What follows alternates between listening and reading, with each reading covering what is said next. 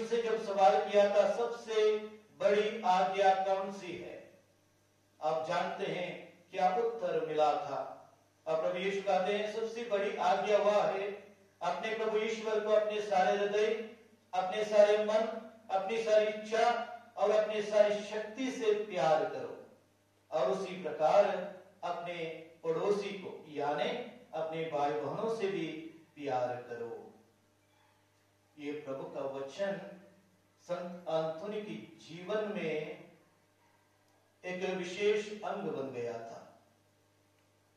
वे ईश्वर के प्रेम और पड़ोसी प्रेम में उन्होंने अपने संपूर्ण जीवन को समर्पित किया। और इसलिए आज माता कलीसिया उन्हें बड़े आदर सम्मान के साथ उनकी मध्यस्थता मांगती है।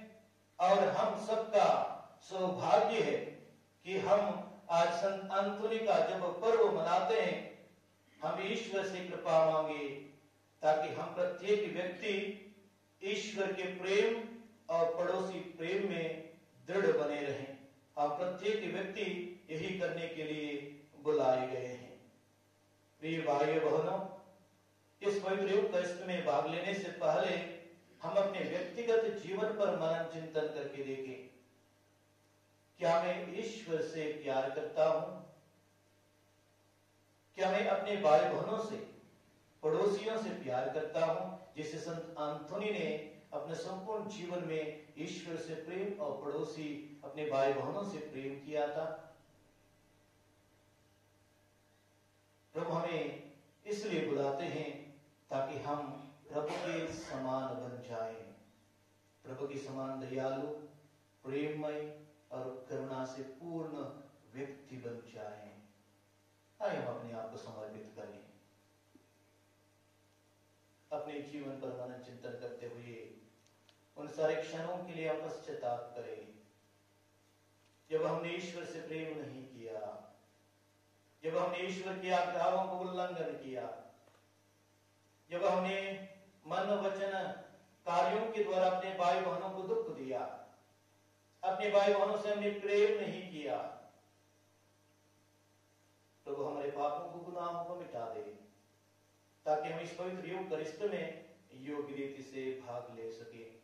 आइए हम दया का गीत गाते हुए अपने पापों के लिए और संपूर्ण मानव जाति के पापों के लिए ईश्वर से क्षमा याचना मांगे। Page number 1।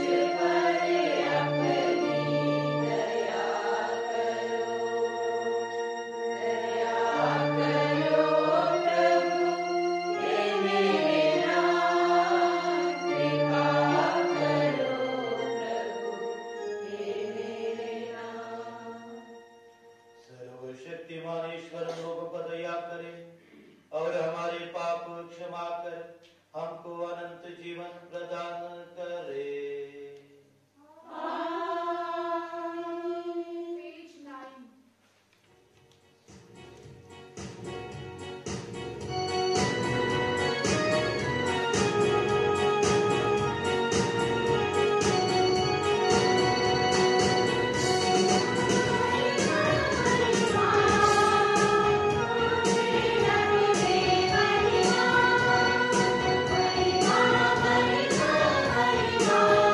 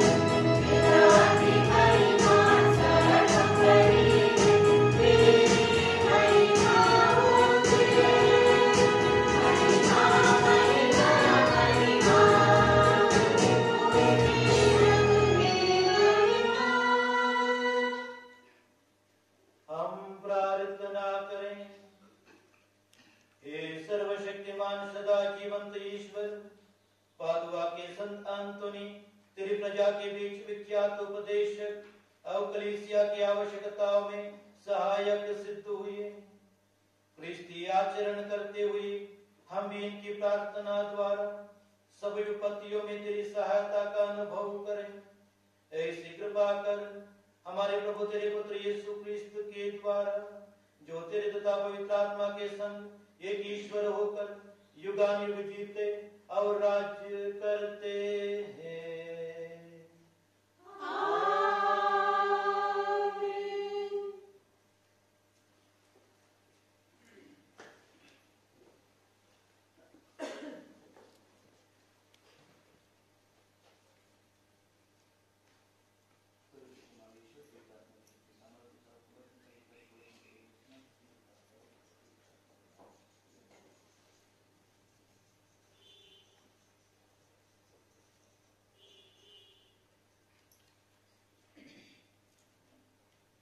नबी एजिकल के ग्रंथ से आज का पहला पाठ। मैं नीचे वृक्ष को ऊंचा बना देता हूँ।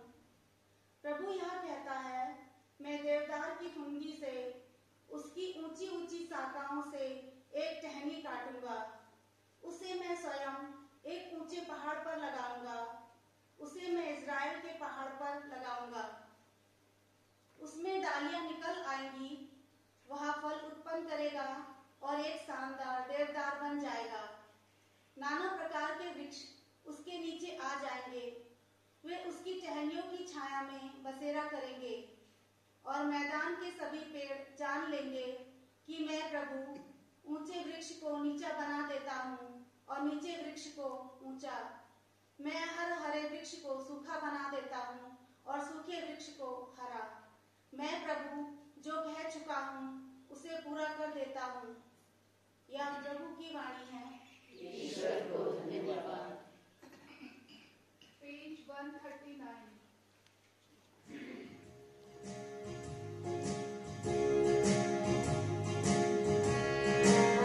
Hare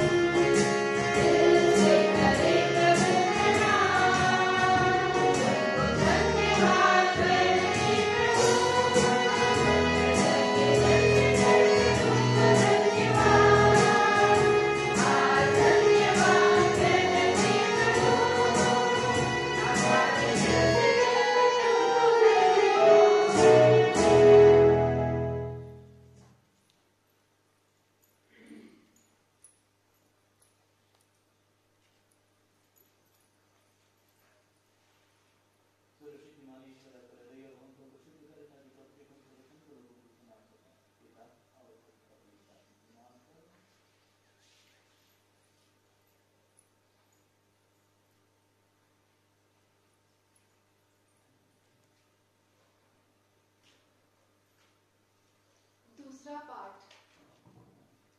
कुरिन्थियों के नाम संत पौलुस का दूसरा पत्र। हम सदा ही ईश्वर पर भरोसा रखते हैं। हम यह जानते हैं कि हम जब तक इस शरीर में हैं तब तक हम प्रभु से दूर परदेश में निवास करते हैं, क्योंकि हम आंखों देखी बातों पर नहीं बल्कि विश्वास पर चलते हैं। हमें तो ईश्वर पर पूरा भरोसा है। हम शरीर का घर छोड़कर प्रभु के यहाँ बस जाना अधिक पसंद करते हैं। इसलिए हम चाहे घर में हो या चाहे परदेश में, हमारी एकमात्र अभिलाषा यह है कि हम प्रभु को अच्छे लगे, क्योंकि हम सबों को मसीह के न्यायासन के सामने पेश किया जाएगा। प्रत्येक ने शरीर में रहते समय जो कुछ किया है, चाहे भलाई या बुराई, उसे उसका बदला चुकाया जाएगा। यह प्रभु की वाणी है। ईश्वर को धन्यवाद। Page number 14।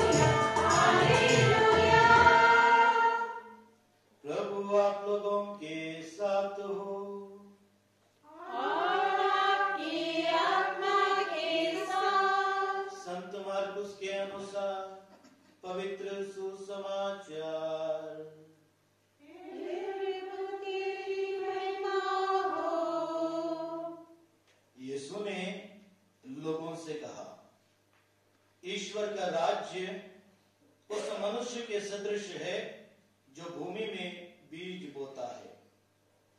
वह रात को सोने जाता और सुबह उठता है। बीज उगता और बढ़ता जाता है, हालांकि उसे यह पता नहीं कि यह कैसे हो रहा है। भूमि अपने आप फसल पैदा करती है, पहले अंकुर, फिर बाल और बाद में पूरा दाना। फसल तैयार होते ही वह हंसिया चलाने लगता है, क्योंकि कटने का समय आ गया है। यीशु ने कहा, हम ईश्वर के राज्य की तुलना किससे करें? हम किस दृष्टांत द्वारा उसका निरूपण करें? वह राई के दाने के सदृश है।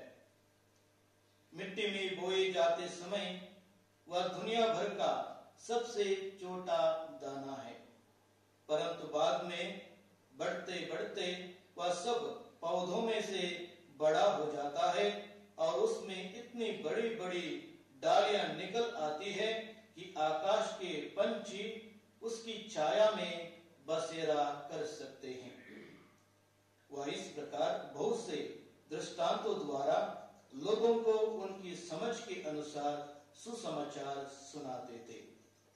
वह बिना दृष्टांत के लोगों से कुछ नहीं कहते थे, लेकिन एकांत में वह अपने शिष्यों को सब बातें समझाते थे।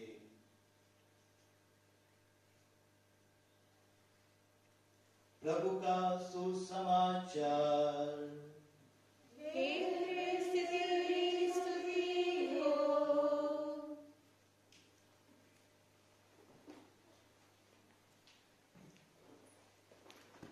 प्रभु प्रभु यीशु क्रिस्त ने मेरे प्यारे भाई और बहनों,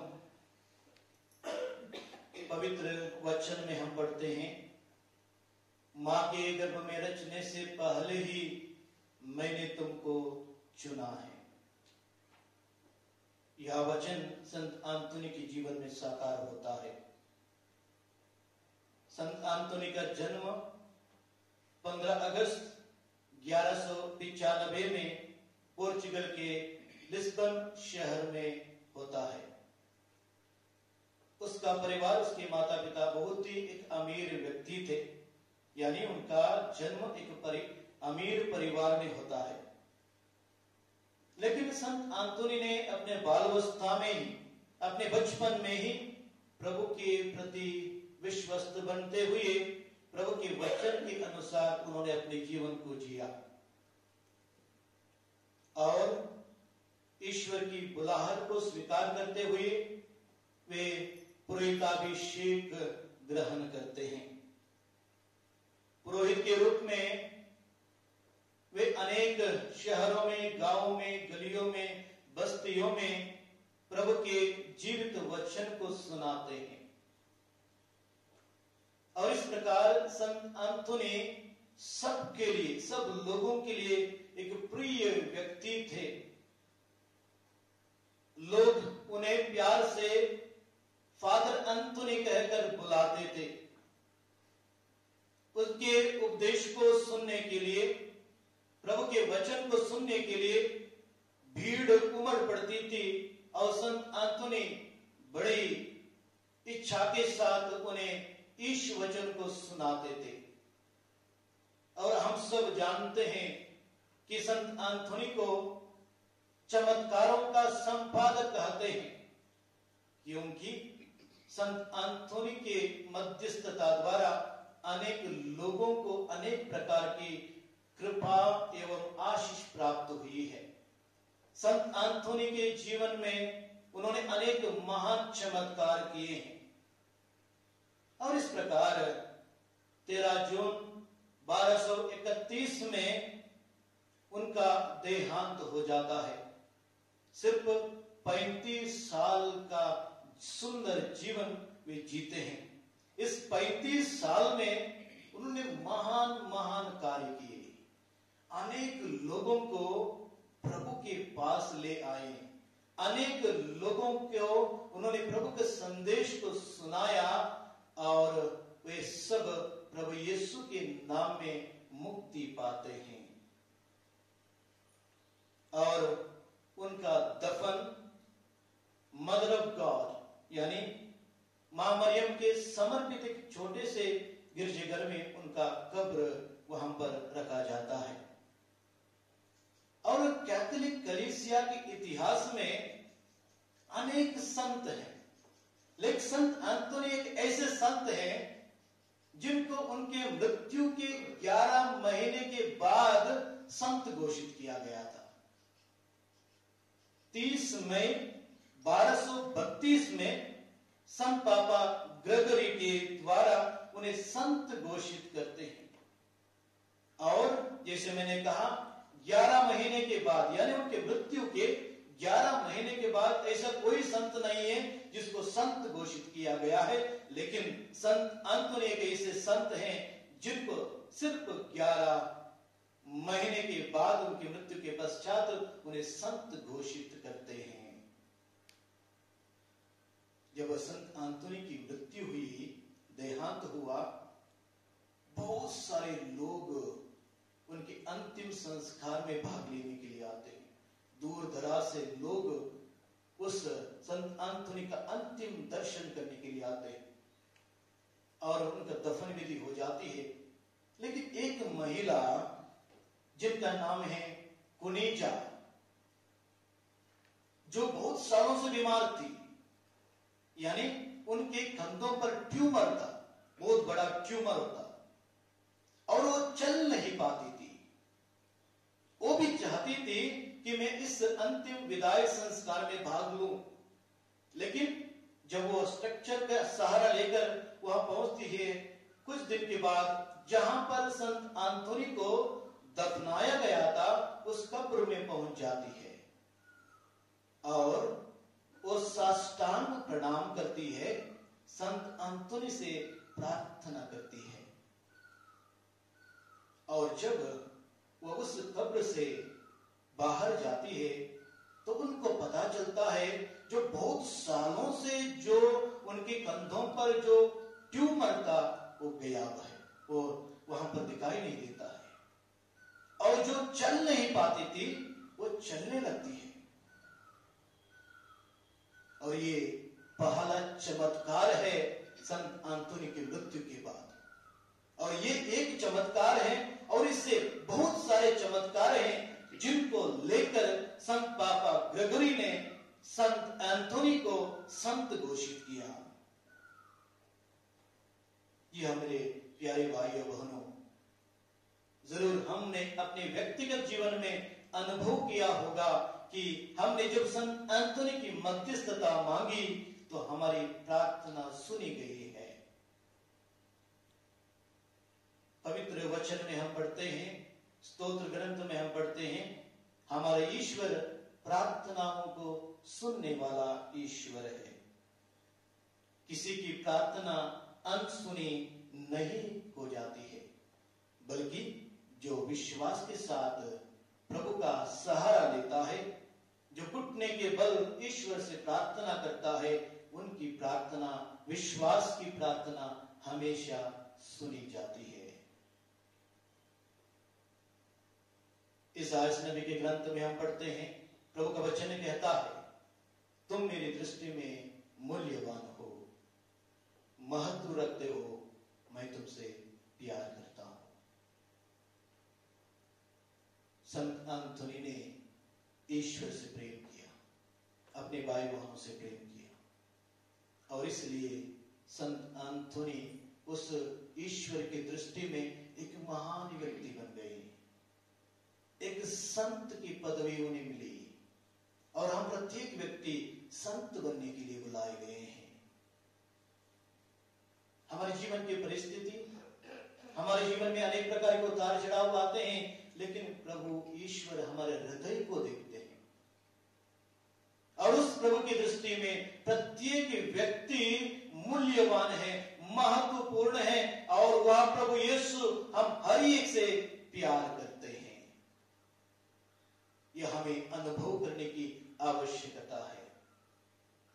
जैसे संत एंथोनी ने अपने जीवन को समर्पित किया ईश्वर के प्रेम के लिए, सुसमाचार के लिए, कलीसिया की सेवा के लिए, विशेष रीति से उन भाई बहनों के प्रेम के लिए उन्होंने अपने आप को, स्वयं को, अपनी खुशियों को, अपने हर प्रकार की बातों को समर्पित किया, त्याग किया।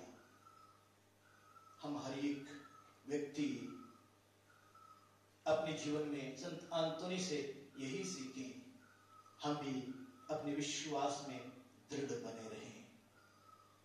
हम भी अपने जीवन के उतार चढ़ाव में, दुख संकट में, पारिवारिक समस्याओं में संत एंथोनी के समान प्रार्थना करें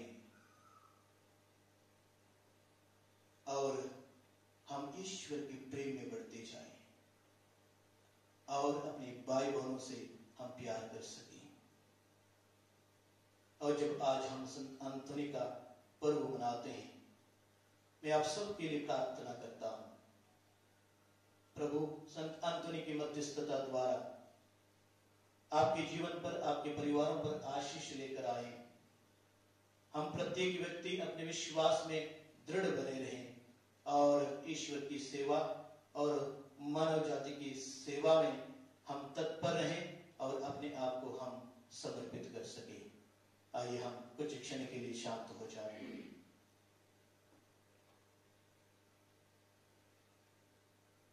अपने आप को प्रभु के हाथों में समर्पित करें।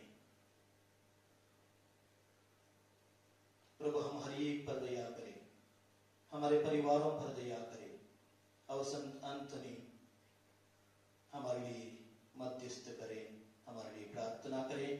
पिता, पुत्र और पवित्र आत्मा के नाम पर आमीन। आइए हम सभी खड़े हो जाएं और अपने विश्वास को प्रभु के सामने प्रकट करें।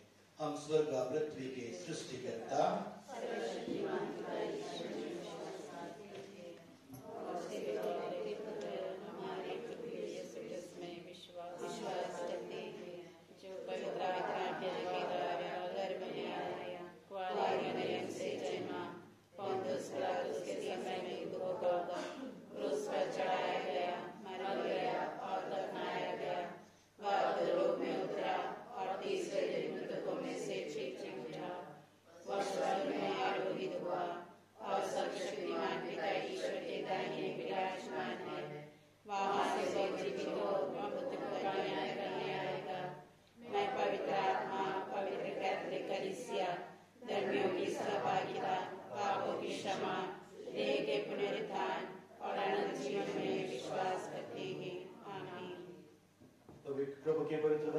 पढ़ते हैं, मांगो और तुम्हें दिया जाएगा।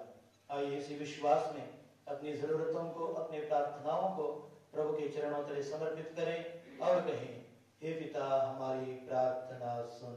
हे पिता हमारी प्रार्थना सुन। हे पिता ईश्वर, आज के दिन हम सिस्टर लोना जी को आपके लिए आपसे प्रार्थना करते हैं कि आप उनको अच्छा स्वास्थ्य प्रदान करें, जिससे स्वस्थ रहकर वह आपके द्वारा प्राप्त हर एक वरदानों को हर कलीसिया में जाकर संचारित कर सके और ईश्वर के प्रेम को प्रत्येक परिवारों में फैला सके। इसके लिए हम आपसे प्रार्थना करते हैं। हे पिता हमारी प्रार्थना सुन। हे पिता, आज के दिन हम संत एंथनी का पर्व मना रहे हैं और ईश्वर से यह प्रार्थना करते हैं कि इस समय समस्त संसार कोरोना महामारी से बहुत परेशान है। हम संत एंथनी की मध्यस्थता से ईश्वर से यही प्रार्थना करते हैं कि जल्द से जल्द यह महामारी संसार से समाप्त हो जाए और सभी लोग अपने दैनिक जीवन के सभी कार्य पूर्ण की भांति कर सके। इसके लिए हम आपसे निवेदन करते हैं। हे पिता हमारी प्रार्थना सुन।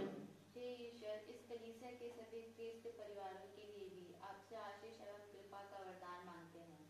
इस संकट की घड़ी में जो मिसा बलिदान में भी भाग नहीं ले पा रहे हैं, ईश्वर आप सभी के परिवारों में अपनी दया एवं करुणा बनाए रखे। अपने शरीर भंडार से हर एक परिवार की जरूरतों को पूरा करें। इसके लिए हम आपसे प्रार्थना करते हैं।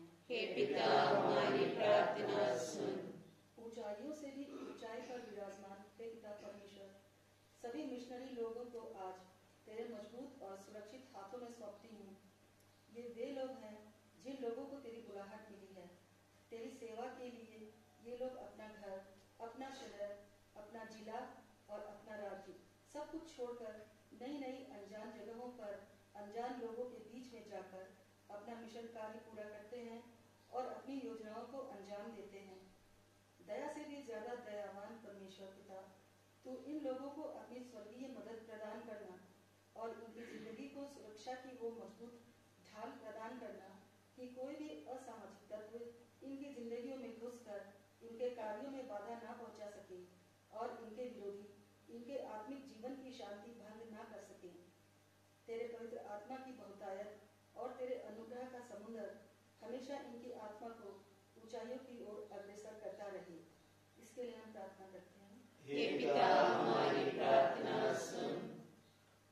हे पिता परमेश्वर, हम आज विशेष करके प्रार्थना करते हैं सब पुरोहितों के लिए जिन्होंने इस पल्ली में सेवा की है और जिन सिस्टर लोगों ने यहाँ दिन रात बच्चों का सेवा किया है, वे स्वर्ग राज में पहुँच चुके हैं और ना पहुँच चुके हैं तो उन्हें जल्दी से जल्दी वहाँ पहुँचने की कृपा कर दीजिए। और जे लोग यहाँ नहीं हैं उन पर भी भरपूर आशीर्वाद बरसाइए। जिन बच्चों ने इन्हें यहाँ पर सेवा किया है और पढ़ाई किया है, उन्हें भी अपने छत्र छाया में रखिए और सब परिवासियों के लिए अपना भरपूर आशीर्वाद बरसाइए। इसके लिए हम प्रार्थना करते हैं। हे पिता हमारी प्रार्थना सुन। प्रार्थना करते हैं उन भाई बहनों के लिए जिन्होंने हमसे प्रार्थना की अर्ज की है। प्रभु उनकी प्रार्थनाओं को सुने, उन्हें आशीष प्रदान करें। प्रार्थना करते हैं हमारे परिवारों के लिए, हमारे प्रत्येक परिवारों में प्रभु की कृपा हो, प्रभु की पवित्र उपस्थिति हो, शांति हो और इस प्रकार हमारा हर एक परिवार नाज़रेत के पवित्र परिवार के समान पवित्र बने और ईश्वर के प्रेम में, पड़ोसी प्रेम में वे एक ज्योति के समान जलते रहें। इसके लिए हम प्रभु से प्रार्थना करें। हे पिता हमारी प्रार्थना सुन। आइए हम थोड़ी देर मौन रहते हुए अपनी जरूरतों को प्रभु के चरणों तले समर्पित करें।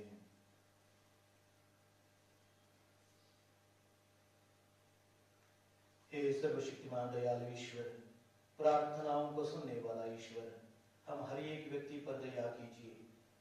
हमें इस कृपा सामर्थ्य प्रदान कीजिए ताकि हम भी संत अंतोनी के समान ईश्वर के प्रेम और पड़ोसी प्रेम में दृढ़ बने रहें। हम ये प्रार्थना करते हैं अपने प्रभु क्रिस्त के द्वारा। आमीन।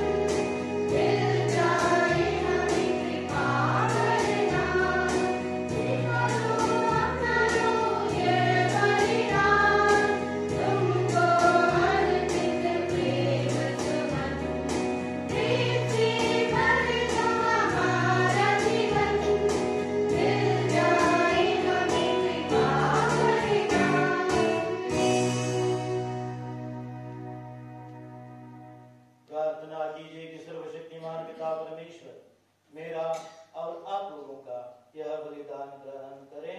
प्रभु अपने नाम की स्तुति तथा महिमा के लिए और हमारे तथा अपने समस्त पवित्र कलीसिया के नाम के लिए आपके हाथों से बलिदान स्वीकार करें। हे प्रभु, पादुका के संतान अंतोनी के स्मरण और उत्सव में हम तेरी विधि वेदी पर यह दान अर्पित करते हैं। इन्हें ग्रहण कर जैसे तूने पवित्र रहस्यों के प्रभाव से संत अंतोनी को महिमा प्रदान की, वैसे ही हमें पापों की क्षमा प्रदान कर।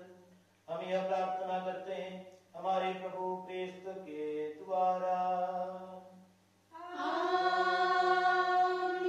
प्रभु आप लोगों के साथ हो और आपकी आत्मा के साथ। प्रभु में मन लगाइए। हम प्रभु में मन लगाए हुए हैं। हम अपने प्रभु ईश्वर को धन्यवाद दें। यह उचित और न्यायसंगत है। हे प्रभु पवित्र पिता सर्वशक्तिमान और शाश्वत ईश्वर, यह वास्तव में उचित और न्याय संगत है।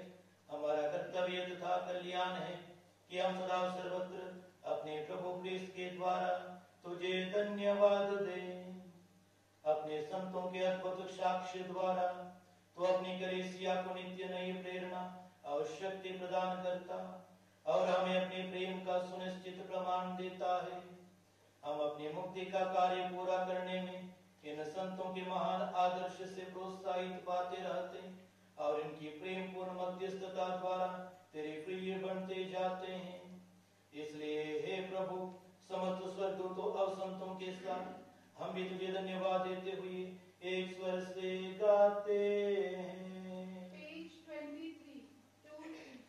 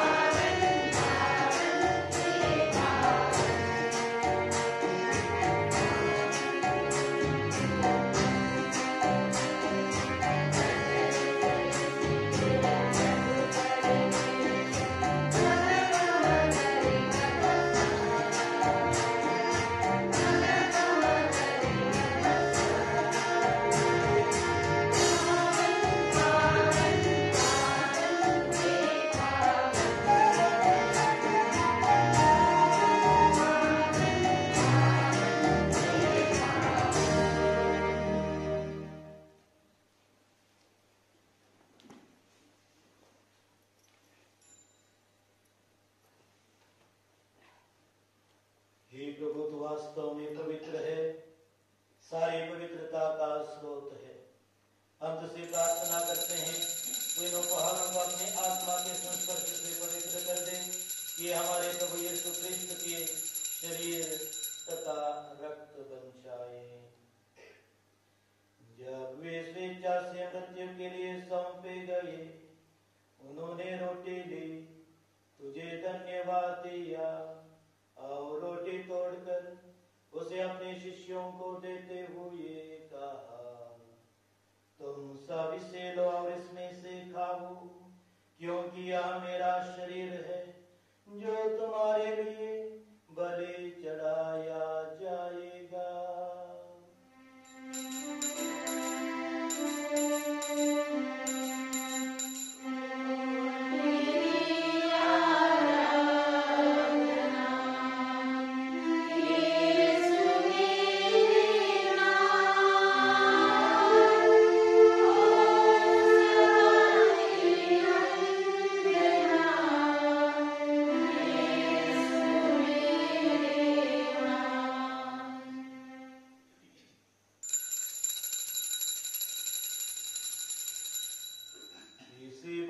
भोजन के बाद उन्होंने कटोरा लिया, तुझे धन्यवाद दिया और उसे अपने शिष्यों को देते हुए कहा, तुम सब इसे लो और इसमें से पीओ, क्योंकि यह मेरे रक्त का कटोरा है, नवीन और अनंत व्यवस्थान का रक्त, जो तुम्हारे और बहुतों के पापों की क्षमा के लिए बहाया जाएगा। तुम मेरी स्मृति में यह करो।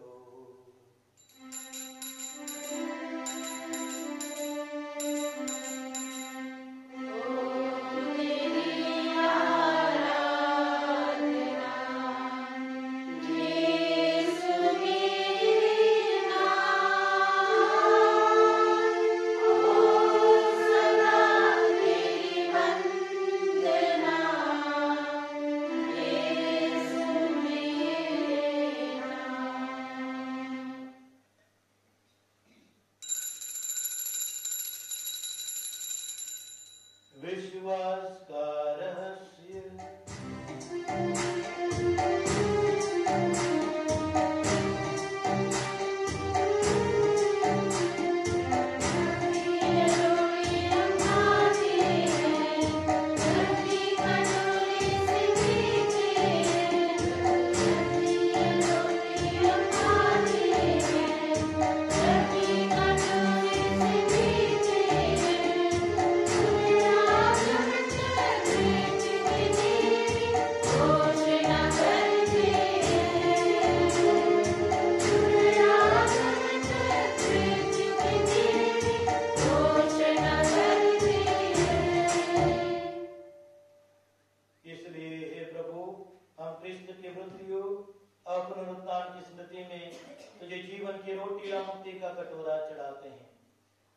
धन्यवाद देते हैं कि तूने हमें अपने सम्मुख उपस्थित होने और अपनी सेवा करने का सौभाग्य प्रदान किया है। हमारा नम्र निवेदन है कि हम सब क्रिस्त का शरीर और रक्त ग्रहण करके पवित्र आत्मा के द्वारा एकता के सूत्र में बांधे रहें। हे प्रभु, हमारे संत पिता फ्रांसिस, हमारे धर्माध्यक्ष इग्नेशियस और एंथनी और सभी याजकों के साथ विश्व भर में फैली अपनी कलीसिया की सुधीले तथा इसे प्रेम में सिद्ध बना दे। हमारे उन भाई बहनों की भी सुधीले जो पुनरुत्थान की आशा में परलोक सिधार चुके हैं, उन्हें हम सभी मृतकों को अपने पुण्य दर्शन का सौभाग्य प्रदान कर हम सब पर दया दृष्टि डाल कि हम भी अनंत जीवन के सहभागी बने और ईश्वर की माता धन्य कुंवारी मरियम, उनके वर धन्य योसेफ, धन्य प्रेरितों, संत अंतोनी तथा सब संतों के साथ जो युग युग में तेरे प्रति विश्वस्त बने रहे, तेरी स्तुति और महिमा कर सके तेरे पुत्र यीशु क्रिस्त के द्वारा।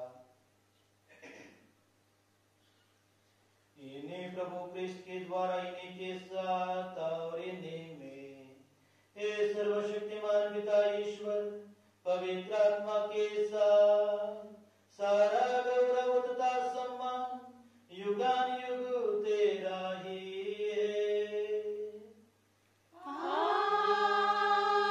आमीन,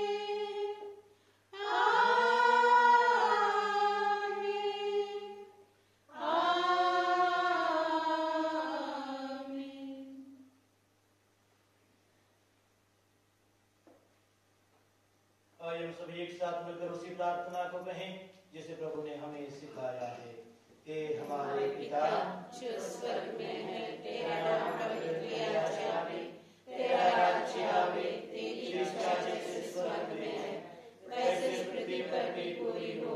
हमारा प्रतिदिन का आहार आज हमें दे, और हमारे अपराध हमें क्षमा कर, जैसे हम भी अपने अपराधियों को क्षमा करते हैं, और हमें परीक्षा में न डाल, परंतु बुराई से बचा। हे प्रभु, हम तुझसे प्रार्थना करते हैं, सभी बुराइयों से हमें बचा और इस जीवन में हमें कृपा पूर्वक शांति प्रदान कर। हम तेरी दया से सदा पाप से दूर और हर विपत्ति से सुरक्षित रहें और उस दिन की प्रतीक्षा करते रहें जब हमारे मुक्तिदाता यीशु क्रिस्त फिर आकर हमारी मंगलमय आशा पूरी करेंगे।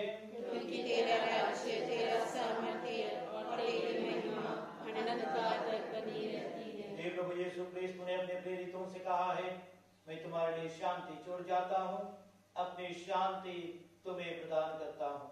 तो हमारे पापों पर नहीं, अपनी कलीसिया के विश्वास पर दृष्टि डाल और उन्हें शांति तथा एकता प्रदान कर। युगाने जीता और राज्य करता है। आमीन। प्रभु की शांति सदा आप लोगों के साथ रहे और आपकी आत्मा के साथ। परस्पर शांति अभिवादन कीजिए।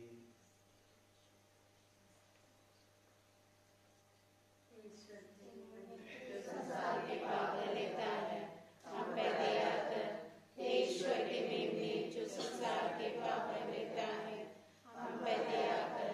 हे ईश्वर के मेमने, जो संसार के पाप लेता है, हमें शांति प्रदान कर।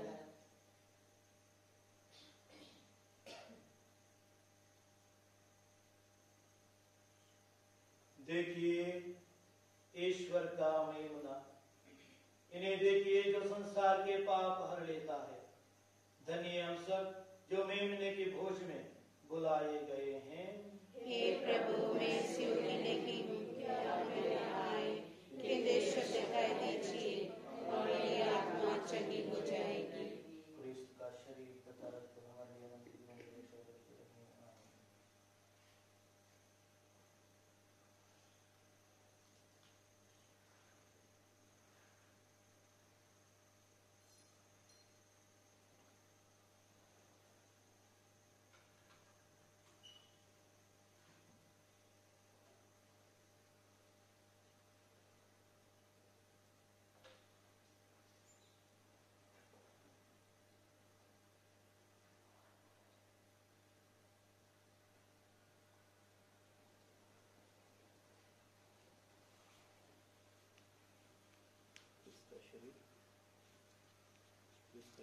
आमीन। इसका शरीर, इसका शरीर, इसका शरीर, इसका शरीर, इसका शरीर, इसका शरीर, इसका शरीर, इसका शरीर,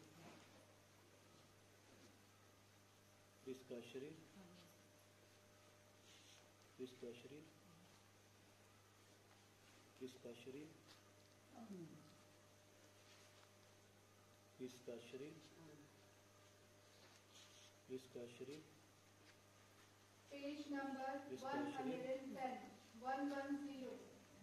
इसका शरीर,